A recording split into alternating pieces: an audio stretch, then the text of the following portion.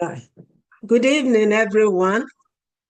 This is Gifty Annie, your host, your mentor for Intentional Beacon Podcast.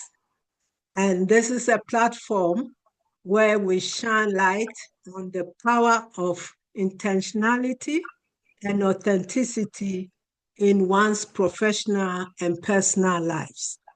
And it is an opportunity for one to have a voice to share their unique stories about how they've navigated life challenges with clarity and purpose to make a difference. And thank you all for joining us at some point to hear some of the valuable wisdom that is going to be shared by our guest tonight. And I'm so delighted and honored to have a big sister and a mentor, a senior colleague who has been a blessing to me personally. And I have her to share her unique stories. She's a she was a healthcare professional, and I'm sure she doesn't stop caring for everyone, the whole family. She's been a healthcare professional for over 5 decades, which requires an award. And so briefly, she's going to share some of her stories, but I will welcome her, and allow her to share what is on her heart. So without further ado, Auntie Lizzie, this is Miss Lizzie Wells, alias Auntie Lizzie. So welcome to Intentional Beacon Podcast.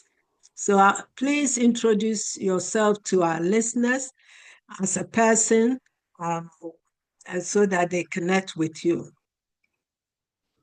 Thank you. First of all, I would like to say a big thank you for all those kind words you spoke about me. Yes, my name is Mrs. Elizabeth Wells. I have been a health visitor or a nurse, midwife, health visitor, and I've been retired for quite some time now. So I'm a lady of leisure, being a grandma to 5 wonderful grandchildren, one of which is a stepson. Yes. I'm enjoying my retirement, but I'm very active. I like to go for daily walks, and I'm in touch with a couple of my ex-colleagues. We go out now and again to have a meal outside or go to the cinema and chat about our life's history, our time spent in working in the city of Hackney. Yes. So I must say I'm honored for Gifty to ask me to do this interview. I'm very, very happy to share some of my life experiences. Yes. Wow, thank you so much. It's an honor to have you with us. And as you've rightly indicated, you've been a healthcare professional for over 5 decades, which is an amazing. So on that note, can you please share some of the most rewarding period of your career? Yes, I've always enjoyed my work. What I enjoyed most was my health visiting practice in the city of Hackney. I've met some wonderful colleagues. Well, we've had challenges with the families. We visit some of them, they say, no, no, no, especially the elderly. Say, me no one, no Black health visitor to visit me. So I will come back to the center and tell my supervisor, well, she doesn't want me and I can't force myself in. Apart from that, I've had some wonderful colleagues there's one lady, Marcia from New Zealand. She was very, very bubbly and we get along so well.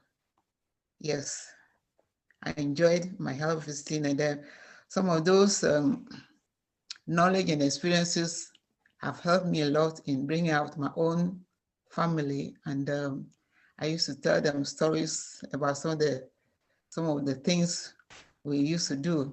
And my children used to love it. And then I must say, I thank God the children turn out well. None of them has ever given me any problem. I must say they're all placid children, get along, and they get along with each other, and they're all doing so well. And I thank God Oh, for His. wow. That's amazing. That's amazing. You are a blessed woman. You've already shared some of the rewarding period for you, and you've actually added some challenges where you in the process of your work, some of the clients you were passionate to serve actually uh, rejected you because of your ethnic background. How Yes. did you manage that? How did you respond? It would be interesting to know how you responded to that and stayed true to your mission. Well, I take it to mean that they are not experienced with the world. They haven't traveled much. If they did and see that the world is inhabited by different races, black, red, and so forth, they wouldn't have rejected me. But at the same time, I thank God in life you meet all sorts of people. So I always play my cool, and smiling and explain things for them. I said, well, I am still willing to give you the treatment I'm here for, but if you don't want me, I will go back to my supervisor and another colleague will come and give you your treatment. Yes. That's amazing. That's amazing. So, on that note, you said you were a mother, and you were a professional person. Can you please share how you manage to stay true to yourself and also juggle your professional and family life together? This is very vital for our listeners to learn from it. Thank Yes, you. in my town, we had the services of daily minders. I had this motherly, elderly, middle-aged daily minder, and she was an angel, an angel. And if say we have a late meeting at work and I have to be late, I always explain to her. She said, "No worry, no problem at all." And so I'll keep the child there for till 6:30, sometimes 7 o'clock, and she won't charge me anything extra. She was a wonderful, I would say, God sent daily minder, and we got along so well. And she always say, "My children, they never gave her, the child didn't give her any problem at all." That was Yeah. She looked after my first two, my daughter, and then my first son, Wow. who are now big people. Yes. My That daughter, must be also challenging, trying to get home to uh, another shift of family life to make sure these children's needs are met. Because as a health visitor, you were then also in a position to support vulnerable families to make sure parents are aware of what it takes to meet the needs of their children in a healthy and safety manner. So, as you said, some of the lessons you learned has helped you as a professional person, also a mother and a grandmother to apply them. So on that note, is there anything you would like to share with new nurses, young women who are also maybe struggling with balancing work and also their family lives? Do you have any specific thing you can share? I must say, I've been lucky with my husband. He was very, very cooperative. And if I'm working late, he will collect the child from the daily minder, put her to bed and cook my food and put it in the oven while he went out, and also, in fact, I wouldn't have been able to do that happily if I didn't have the cooperation of my wonderful husband, who is sadly late. He's been late. Okay. But we got along so well, and I must say the credit goes to him as well. I've Amen. been lucky. I had my soulmate who was really, really, when I say soulmate, we got along very, very well. And Wow. like, Wow. it was my best friend, really, my best friend. He did a That's lot awesome. for me. That's Yes, awesome. I must Amen. say. And Yeah. so I want us to go back, in terms of your retirement. You are looking great, still well and enjoying your life. You mentioned you go out every day, you are still into your exercises, which I admire a lot, and you've been a role model. How have you managed, you know, transition from professional life to retirement? It's such a big difference. And apart from the exercises and daily, is there anything you can share with us to? Yes, I must say, I take good care of myself in the aspect of nutrition. I don't just eat anything anyhow, and I don't eat late. I try to have my dinner between 6:30 and later, not later than 7:30. And I make sure my diet is well balanced. I don't eat cakes and all this anyhow, but I do eat them occasionally, but I don't make a habit of eating cakes, and also I stay in touch with my ex-colleagues. We chat. All these things are good for your mental health. Chat with people. Don't just sit down looking at the ceiling. No, that's not healthy at all. I go out for works, for daily walks, and come back home. Then I feel better. Once I left the house and came back, I feel energized and happy to look forward to the next day. And also, I pray a lot. Amen. Yes, I thank my God.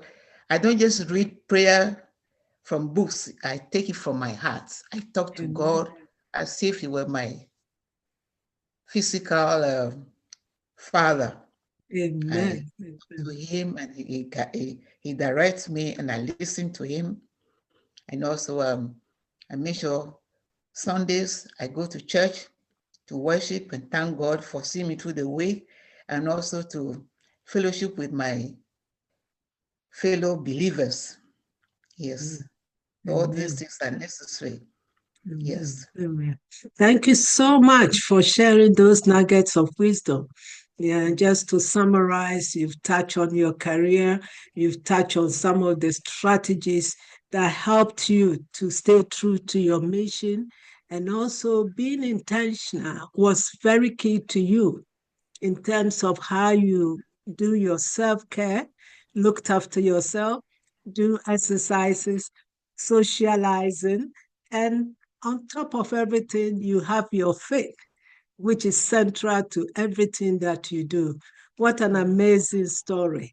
And so, on this note, we want to thank you so much for joining us. Such a critical moment that many needs to hear this kind of strategies to help them, to inspire them, educate them, and empower them to apply it in their own personal and professional lives, and also to be encouraged.